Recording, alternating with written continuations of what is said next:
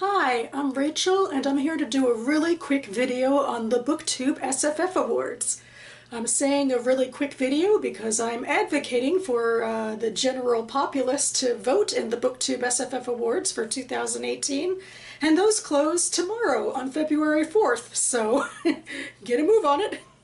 The BookTube SFF Awards have been started by some of the bigger name BookTube SFF people who facilitate and run the judging every year for the last couple of years, and I've been watching from the sidelines, and I guess I've been keeping myself aloof because I'm not generally an SFF reader. I mean, I do read a lot of SFF and talk about it here, but it's not what I primarily read, and I'm not known in the SFF community. But last year, actually, I did read 17% of all of my reading was SFF, and that was my third highest category in my completely arbitrary categorizations that I do on Goodreads. Some of the books I put in my Jewish fiction section actually were alternative history, so they'd probably count as spec fic anyway. Anyway, I also don't read a lot of front lists, so I can't participate as much in these awards as they encourage you to participate. The BookTube SFF Awards have several different categories. They have Best Fantasy and Best Science Fiction and Adult Fiction. They have Best Debut, they have Best YA, Best Middle Grade, and then they go into graphics and shorter pieces. And I think you can vote for 2 nominees per category. And then what will happen is that after the 4th, the shortlists for all of the categories will be compiled, and then the judges will host read-alongs for the next few months before, in June, I think they will decide on the winners through fun video chats. I think I'm going to link to the official page, and that'll give all the information and the info on the judges as well, and a link to voting and so forth. And anyway, going back to the whole nominating 2 books per category thing, unfortunately I don't read enough front list SFF, or really enough front list of almost anything. So I can only vote for 1 book in 3 of the categories. I have 1 book for Best Science Fiction, I have 1 book for Best Fantasy, and I have 1 book for Best Young Adult. This is the book that I want to nominate for Best Science Fiction Work published in 2017. I have no hope at all that it'll make the short list, but hey, why can't I put in my 2 cents for The Wanderers by Meg Howrey? I really enjoyed this book. It is a book that takes place, I guess, technically in the near future, but we don't really go into that too much. It's about these 3 astronauts who are preparing to take a journey to Mars, and for about 18 months, I think it was, they go in a simulator, or do they, in Utah to simulate what it would be like to travel to Mars. And it also deals with their family members as well. But I really appreciate the chapters that Howrey focused on the 3 astronauts, about their goals and ambitions, and then their psychological states within this very long, arduous experiment. Or was it? I tend to think it was an experiment and that they didn't leave Earth, but you know, when you get deep into someone's head after being stuck on a tiny ship for 18 months, you know, who knows?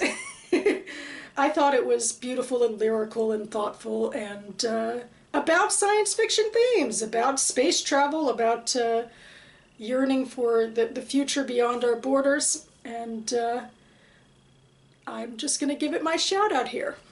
The next 2 books I don't have physical copies of because I listened to them on audiobook, but I will insert pictures, and starting with my Best Fantasy pick, which if it doesn't make the shortlist, I will be very surprised. This is The Stone Sky by NK Jemisin, the 3rd and final book of her Broken Earth trilogy. So I think it just made the cut because we can only vote up to book 3 in series to try to, you know, diversify the playing field a bit. But this one I really think will take the cake. It certainly has in a lot of the broader science fiction fantasy community. It's about a far future world where seismic activity has largely destroyed the Earth, or whatever planet this is, it's probably Earth. And from this madness, this class of people, Origins, have come up to have these powers that can help quell the earth and quell these shakes, or sometimes so they can use it for nefarious ends. It's, you know, a neutral power, as it were, but because of this power that people have, A, it helps save people, but B, it engenders prejudice, and a whole societal line of bigotry comes up around these people. So this story does deal a whole lot with systematic bigotry.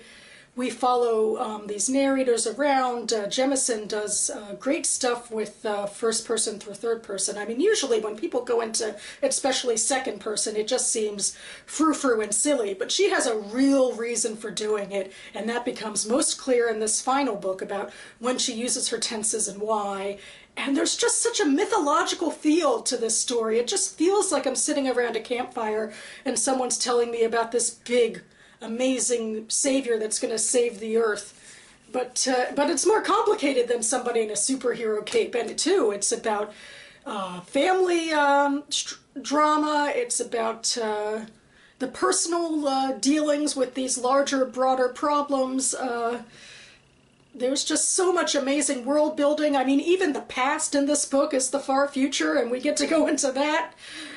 It's just big and epic and emotional, and from what I've seen on BookTube, a lot of people agree with me, and I am thinking it will make the shortlist, as I said. And I will add my 2 cents to that. And finally, in the young adult category, I'm going to nominate Strange the Dreamer by Laini Taylor.